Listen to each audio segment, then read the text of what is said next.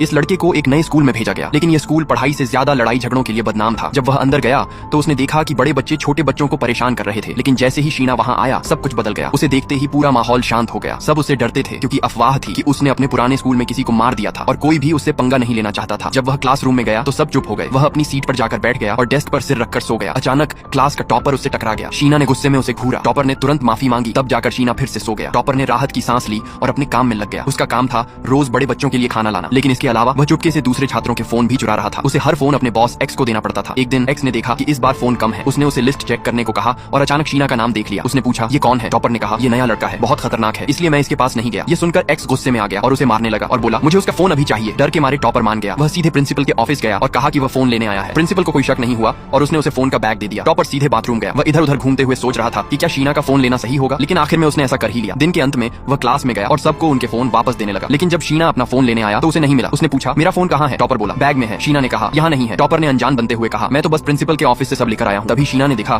कि टॉपर के मुंह पर चोट के निशान है और उसी पल उसे समझ आ गया कि क्या हुआ है।